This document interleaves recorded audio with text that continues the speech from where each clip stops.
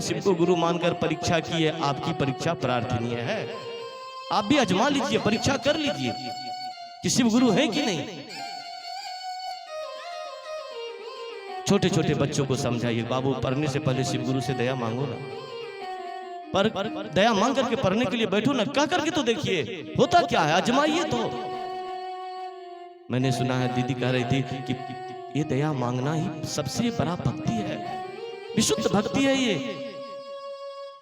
जो लोग कहते हैं मैं बहुत बड़ा भक्त हूं, बहुत भक्ति करता हूं, अरे दया से बड़ा भक्ति तो कुछ हो ही नहीं सकती है। जब सारे जगह से रिजेक्ट हो जाता है ना, तब सुप्रीम कोर्ट में जाता है और दया की याचना लगाई जाती है। हम लोगों को तो पहले सिखाया गया कि दया मांगो, हम लोग तो पहले सिलेंडर होते हैं। और जो हमारे भाई बहन अपने गुरु से दया मांगते हैं, उससे बड़ा भक्त कोई हो ही नहीं सकता।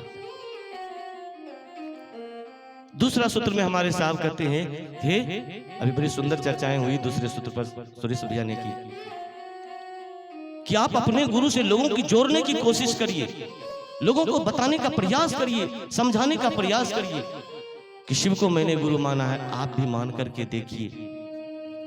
देखिए, जब हम लोग शिव को गुरु माने ना, तो हम लोग चले कहने के लिए। मैं एक छोटी सी बात बताता हूँ।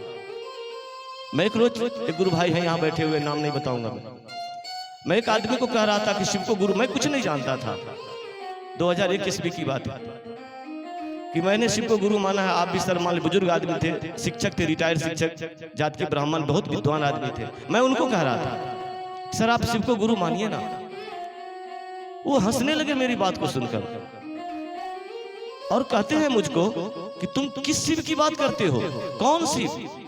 मैं नहीं जानता था कि शिव दो होते हैं। उन्होंने कहा, साकार शिव की बात करते हो या निराकार शिव की? मैं नहीं जानता था कि शिव साकार भी होते हैं, निराकार भी होते हैं। एक गुरु भाई हैं यहाँ बैठे हुए, वो पान खाने आए मेरे बगल में, उन्होंने इशारा से मुझको कहा निराकार शिव, और मैं उनको कहने लगा कि मैं निराकार शिव को मानता हूं, निराकार शिव गुरु है। वो कहते हैं, ये बात तुमको किसने बताई, शिव निराकार होते हैं? मैंने तत्क्षण बिना सोचे बिना समझे कह दिया, साहब हरिंद्रानंद जी ने। वो कहते हैं, ये कौन है हरिंद्रानंद जो इतनी बड़ी बात तुम लोग जैसे छोटे आदमी को बता रहा है, कौन है वो? फिर मैंने साहब की कहानियां कुछ जहां तक समझ पाया कहा, और बड़े वो आश्चर्यचकित हुए। बाद में मैंने जब शिष्यानुभूति पढ़ा, तब पता चला कि शिव के साकार और निराकार स्वरूप में विभेद नहीं किए जा सकते, प्रथमतया।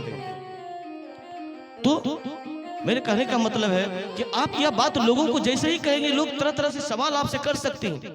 आप देखेंगे, आप पाएंगे कि कोई ना कोई आदमी आपके समक्ष मदद होकर आपका मदद करता है कि सही में शिव गुरु होते हैं, उसको उसके मन को समझा देता है। और जितना देर आप वार्तालाप करते हैं, जितना देर लोगों को सुनाते हैं, समझाते हैं कि शिव मेरे गुरु हैं, आपके भी गुरु हो सकते हैं, मैंने सुना है ये, उतना देर आपका मन शिव से जुड़ा हुआ होता है। उतना देर जो कहा गया है ना, साधना, आराधना, उपासना, सचमुच में अभी जो हम लोग बैठे हुए ना, सच में यही साधना है, यही आराधना है, यही उपासना है। उपासना मानी क्या? ईश्वर के नजदीक बैठना। उप मने होता है नजदीक, आसन में बैठना। जिस ईश्वर की आप उपासना करते हैं उसके नजदीक बैठना। और हम लोग शिव गुरु की बात कर रहे हैं तो हम लोग तो उसके नजदीक बैठे हुए हैं ही। इसलिए जब भी आपको समय मिले, जब भी आपको मौका मिले, साहब कहते थे फालतू समय में, बेकार के समय में, जब आपका समय बेकार हो, जब आपका फालतू का समय हो, उस समय आप अपने गुरु की बात करिए, लोगों को समझाइए, अपने अड़ोस पड़ोस को समझाइए, अपने बच्चों को समझाइए, अपने अगल बगल वाले को समझाइए, हे शिव को मैंने गुरु माना है, आप भी मान करके देखिए, टेस्ट करके देखिए, जांच करके देखिए। ये हमारा आपका ज्ञान मूलक सूत्र है। जितना इस काम को हम करेंगे, हमारे अंदर का ज्ञान का विकास उतना होगा, हमारा समझ उतना बढ़ेगा। और तीसरा सूत्र बता रहे थे ना कि अपने गुरु को प्रणाम करने की कोशिश करें। एक दिवारात्रि में, 24 घंटा में, जब भी आपको फुर्सत हो, जब भी आपको मौका मिले, जब भी आपका मन करे कि अभी हमको गुरु को प्रणाम करना है, करिए ना। साहब कहते थे किसी भी दिशा में, किसी भी आसन पर, कहीं भी बैठकर आप अपने गुरु को प्रणाम करिए ना। ये हमारा आपका कर्म मूलक सूत्र है। ये दया मांगना, ये चर्चा करना, ये प्रणाम करना। आज तक के इतिहास में ये तीनों मूलक सूत्र एक साथ नहीं आए थे, किन्हीं ने लाया नहीं।